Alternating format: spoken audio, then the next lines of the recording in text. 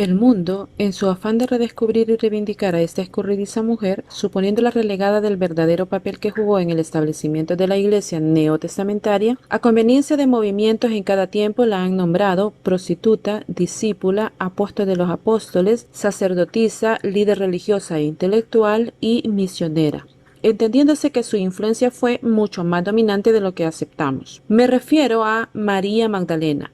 Pero ¿quién fue verdaderamente la mujer que se menciona más veces que ninguna otra en la Biblia? María es el nombre más común en los tiempos del Nuevo Testamento, y algunos intentan conformar a todas las mencionadas en una sola, y eso ha creado confusiones que la han estigmatizado irremediablemente. Definitivamente, María Magdalena fue una fiel seguidora. Ayudaba a Jesús y a sus discípulos económicamente, suplía sus necesidades y les servía en todo lo que le era posible. Imaginemos que para un grupo de hombres no debía ser fácil ni funcional andar solos de ciudad en ciudad, sin la mágica ayuda de las manos femeninas. También presenció el martirio y la crucifixión. Le acompañó al momento de ser sepultado. Fue la última en retirarse de la tumba y la primera en volver la mañana de la resurrección. Imaginamos que la pobre María no durmió toda la noche y que sus ojos estaban rojos e hinchados de tanto llorar. De esa suposición proviene la frase llorar como una Magdalena. Amaba mucho al Señor, a su Raboni, porque a quien se le ha perdonado mucho, ama mucho. Y la Biblia, en Lucas 8:2 y Marcos 16:9, nos explica lo único claro que encontramos de ella. Y es que Jesús le había expulsado 7 demonios, que es lo mismo que decir todos los demonios. La expresión puede entenderse como una posesión diabólica, pero también como una enfermedad del cuerpo o del espíritu. No se satisface nuestra curiosidad de saber a ciencia cierta los dimes y diretes de su vida, pero entendamos que tenía 7 demonios que hacían imposible que su vida fuera plena y satisfactoria. Más bien la convertían en una mujer completamente imperfecta. Posiblemente su conducta y carácter eran de lo peor, pero luego de ser tocada por Jesús, se volcó a él en agradecimiento y servicio. Viajó con él y sus discípulos y usó sus bienes, su tiempo, sus manos, sus energías y sus talentos para atenderlos. Pero, ¿en verdad fue una prostituta? María de Betania, María Magdalena y la pecadora que fue perdonada no son la misma persona. La Biblia no dice que María Magdalena fuera prostituta. Lo único que menciona sobre su pasado es que Jesús expulsó 7 demonios de ella, pero existe una intención morbosa de poner en mayor nivel de gravedad los pecados sexuales. Cuando se requiere degradar a una mujer, muy fácilmente le haces fama de prostituta y aunque a nadie le conste, es tan sucio y terrible que todos lo creerán. Entonces, ¿de dónde sale la idea de que ella era prostituta? Siglos después de su muerte, se empezó a decir que ella era la mujer anónima, probablemente una prostituta, que le había lavado los pies a Jesús con sus lágrimas y se los había secado con su cabello en Lucas 7:36 al 38. Pero no hay nada en la Biblia que nos dé a entender eso.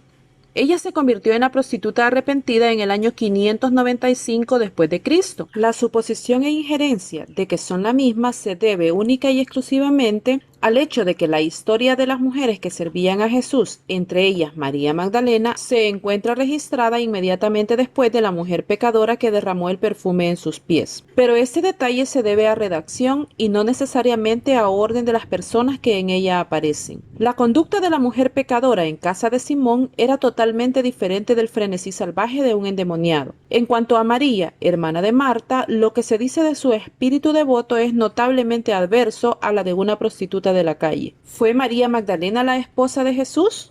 Esta afirmación es romántica, promocionada exageradamente para vender libros y películas, basada en escritos cuestionables tanto en fondo como en forma, completamente alejados del tiempo real de los sucesos. Los sensacionalistas anotan palabras en espacios vacíos en los cuales verdaderamente no caben. El afán por humanizar a Jesucristo y quererle hacer igual a los hombres, y la incapacidad de comprender el amor más allá de las formas humanas nos hace crear fantasmas donde no debería haberlos. En escritos extrabíblicos de dudosa procedencia se encuentra una interpelación que los discípulos, en especial Pedro, hacen a Jesús y le dice: ¿por qué la amas más que a nosotros? Pero si ella hubiese sido su esposa, como dicen los conspiranoicos, y que la Iglesia posteriormente trató de ocultar este hecho, como por qué iba a extrañar a los discípulos que la amara más que a ellos, o que la besara de una manera especial.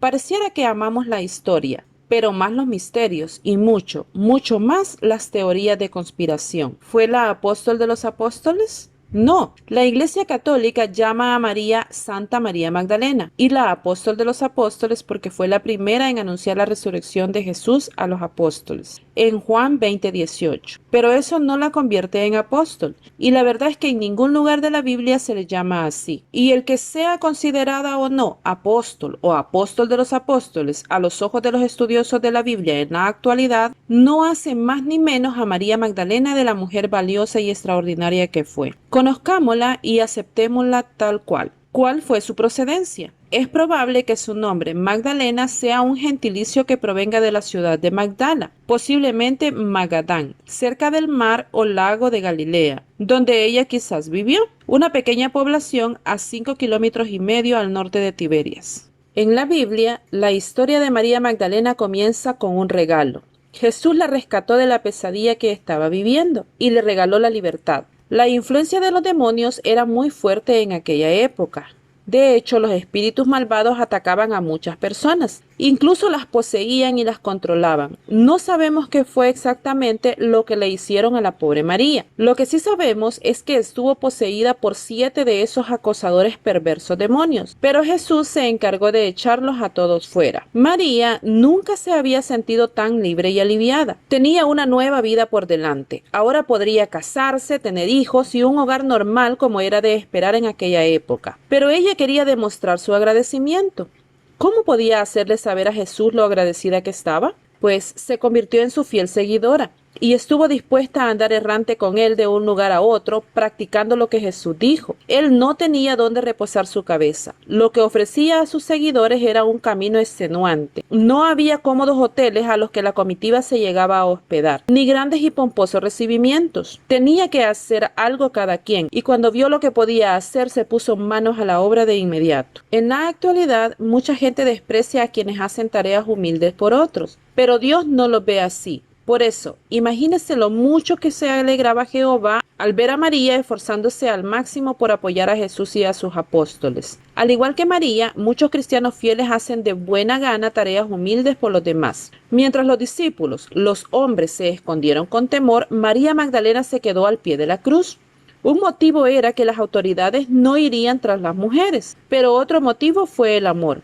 El amor hacia su Señor, que no le permitió pensar que en esa cruz terminaba todo. Ella quería estar hasta el último de los momentos con quien le había dado la salvación. Cerca del mediodía, en plena oscuridad, María Magdalena y las demás mujeres estaban junto al madero del tormento de Jesús, en el lugar de la ejecución. Esto lo dice Juan 19:25. María se quedó allí hasta el final y vio cómo Jesús le pedía a su querido apóstol Juan que cuidara de su madre.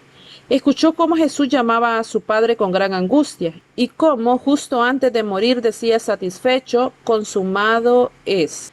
María Magdalena estaba destrozada. Sin embargo, tras la muerte de Jesús no se fue del lugar.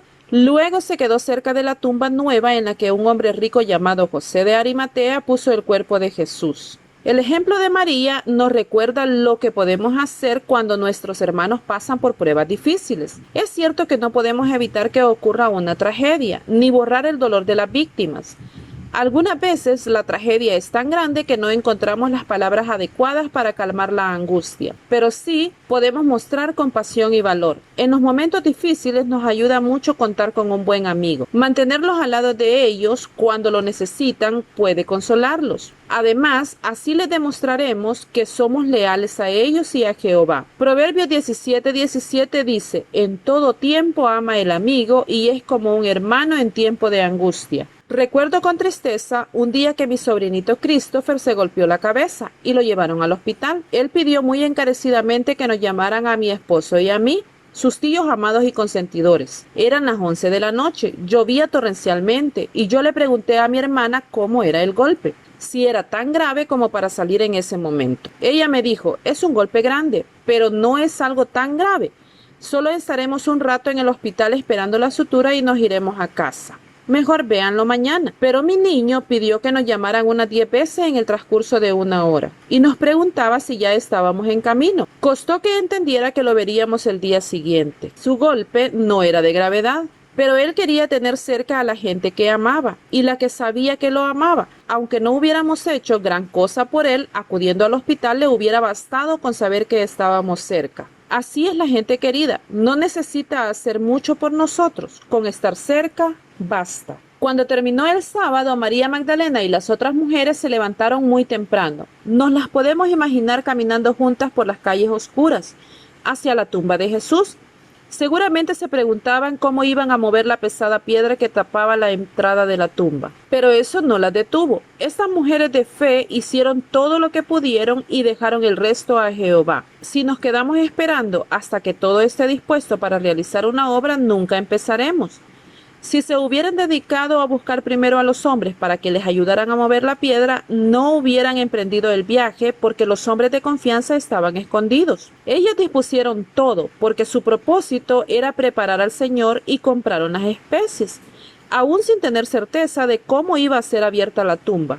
Así debemos ser, tener todo lo que podemos dispuesto. Lo que está en nuestras manos debemos hacerlo pronto. Lo que depende de la fuerza y el poder de Dios, Él lo hará en su debido momento.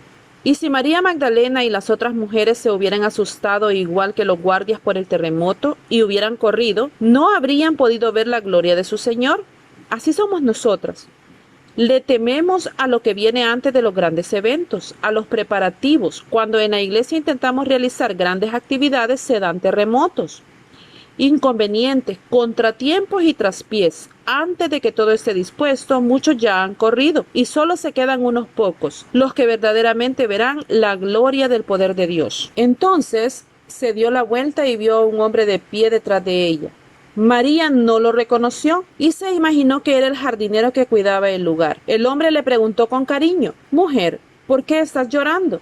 ¿A quién buscas?». Ella le respondió: «Si tú te lo has llevado, Señor, dime dónde lo has puesto y yo me lo llevaré». Eso lo encontramos en Juan 20, 14 y 15. Pero pensemos por un momento en lo que estaba diciendo. ¿De verdad una mujer sola podía cargar con el cuerpo de un hombre grande y fuerte como Jesús? María no se detuvo a pensar en eso, solo pensaba en una cosa: quería hacer todo lo que pudiera. ¿Qué hizo Jesús para que María lo reconociera? Solo le bastó con decir una palabra: María.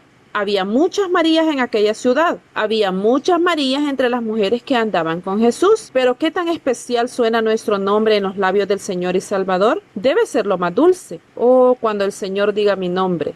Así haya miles con el mismo, sabré inmediatamente que me habla a mí, única y exclusivamente a mí. ¿Estás lista para escuchar tu nombre de los labios de Jesús y reconocerle en el acto? Ella se dio la vuelta rápidamente y gritó: «Raboni». Seguro que lo había llamado muchas veces usando esta cariñosa palabra hebrea. Era su querido maestro. Qué contenta se puso. Ella inmediatamente hizo el intento de tocarlo, no de asirlo, apretarlo o engancharse a él, tan solo de tocarlo. La palabra usada aquí es la misma que se usa cuando la mujer con flujo de sangre se dice: con solo tocar su manto. Tan solo tocar. Eso es lo que María Magdalena intentó hacer. Yo sí puedo imaginar su mano tímida y ilusionadamente extendida. ¿Qué hicieron los discípulos con la noticia llevada por María Magdalena? ¿Cómo reaccionaron aquellos hombres? Al principio no muy bien. La Biblia cuenta que a ellos les parecía que sus palabras eran tonterías y no les creyeron. Eso lo dice Lucas 24:11. Aunque estos hombres tenían buenas intenciones, se habían criado en una sociedad que no solía confiar en las mujeres. De hecho, según la tradición rabínica, las mujeres no podían testificar en un juicio. Puede que a los apóstoles les influyera su cultura más de lo que ellos pensaban, pero Jesús y su Padre no se dejan llevar por esos prejuicios. ¿Qué honor tan grande le concedieron a esta mujer fiel? María no permitió que la reacción de los hombres la amargara. Le bastaba con saber que su maestro confiaba en ella. A todos los seguidores de Jesús también se les ha encargado dar un mensaje. La Biblia llama a ese mensaje las buenas noticias del reino de Dios, en Lucas 8:1. Jesús no les prometió a sus seguidores que todo el mundo valoraría su labor y que les creería, sino todo lo contrario. Tampoco prometió que íbamos a ser aceptados como mensajeras sin objeciones. Al igual que en María, con o sin razón, las personas juzgan al mensajero y no al mensaje, y esperan que el mensajero sea tan perfecto como es el mensaje. Si nos encaprichamos con esto, nadie, ni una sola persona es digna de predicar el evangelio, porque la Biblia es clara en decir: todos pecaron y están destituidos de la gloria de Dios. todos, absolutamente todos. María Magdalena en los evangelios es muy importante. La corriente conspiranoica que intenta rescatar a María Magdalena del supuesto relego en que la ha dejado la iglesia, alegan que ella fue sacada de los evangelios para restarle importancia al rol de las mujeres en la iglesia. Pero en base a esta teoría, preguntémonos, ¿en qué lugar del Nuevo Testamento encontramos las historias, vida, ministerio y muerte de los 14 apóstoles que instituyó Jesucristo? No tenemos datos de todos. Escasamente encontramos a 3 después de la dispersión. Asumimos que llevaron el evangelio a lugares lejanos como la India o China, pero todo esto se asume por narrativas extrabíblicas, leyendas y fábulas que no pueden confrontarse con una verdad histórica. Por lo tanto, debemos ser sobrios y comprender que el rol de María no fue ni más ni menos de lo que nos dice la Biblia, y que no se le dio más seguimiento, al igual que no se le dio más a María, la madre de Jesús, y a los demás apóstoles del Señor. Pero en esto hubo función y acción del Espíritu Santo, porque el Evangelio no se trata de ellos. La Biblia se terminó de escribir hacia finales del siglo I, pero fue en el siglo VI cuando las autoridades eclesiásticas decidieron canonizar o declarar santa a María Magdalena. En algunos escritos del siglo II y III, que no forman parte del canon bíblico, dice que varios de los apóstoles de Jesús sentían envidia de María. Estas historias inventadas no tienen respaldo bíblico y se escribieron a conveniencia de algunos grupos que intentaban ganar feligreses con sus ideas y movimientos llamativos y escandalosos. Y no dudemos que de un momento a otro pueden surgir nuevas y exuberantes teorías que intentan pervertir a Cristo y a sus seguidores, envolviéndolos en las peripecias, contaminación y corrupción de los últimos tiempos. Pero para los creyentes, María Magdalena no puede dejar de ser la mujer extremadamente agradecida y servicial de la que fueron expulsados 7 demonios. ¿Cuántos demonios han sido expulsados de cada una de nosotras? Es posible que hayamos tenido muchos más que la misma María Magdalena, y quizá no le hemos permitido a Jesucristo expulsarlos a todos de una vez, y por eso no podemos servirle con todas nuestras fuerzas todavía. Dejemos que el Señor nos dé el gran regalo de la liberación y no arrastremos más nuestro pasado, cualquiera que éste sea. Bendiciones para sus vidas, amadas de Dios.